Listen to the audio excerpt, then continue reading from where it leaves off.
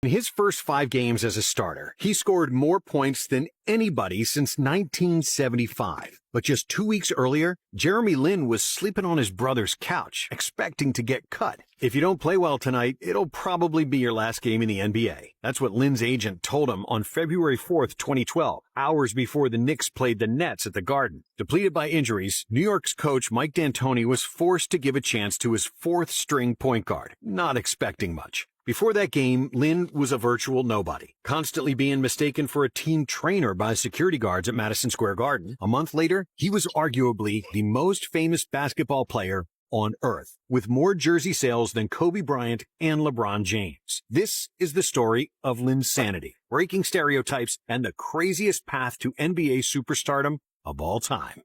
Jeremy Lin was overlooked his whole life, by scouts, coaches, even by his own parents. His parents are both 5'6", and they never understood their son's obsession with basketball. But as long as he got good grades, they let him play. And because he loved playing so much, Jeremy always had good grades. And eventually, he became really good at basketball. Yet nobody seemed to care. Even though he averaged 16.4 points, 4.5 assists, and 2.4 steals as a senior, leading Palo Alto High School to a 32-1 record, and defeating the favorite Mater Dei in the finals to clinch the Division II championship, college offers for Jeremy were nowhere to be seen.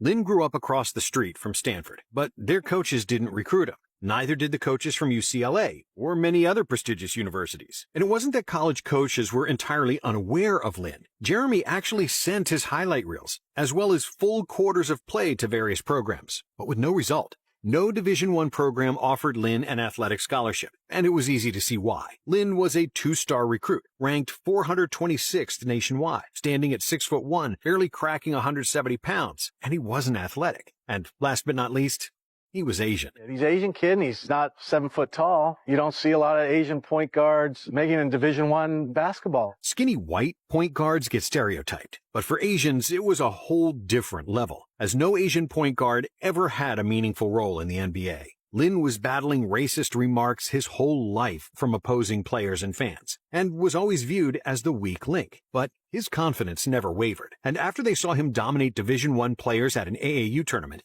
Lin's talent was finally recognized by Harvard's coaches, who decided to offer him a scholarship. Harvard's underwhelming basketball program was desperate for talent, and Lin was also a great student with a 4.2 GPA, so he fit their mold perfectly. However, as a freshman, Lin was physically the weakest player at Harvard, and he barely played. But in 2008, his sophomore season, Lin got stronger, averaging 12.6 points per game, and was named to the All-Ivy League second team. In his junior year, Jeremy improved across the board, averaging 17.8 points, 5.5 rebounds, 4.3 assists, and 2.4 steals, with excellent shooting percentages. Lin was the only Division I player ranked in the top 10 in his conference in all major statistical categories, and was a consensus selection for the All-Ivy League first team. As a senior, Lin's numbers stayed virtually the same, but due to his experience, better decision-making, and leadership,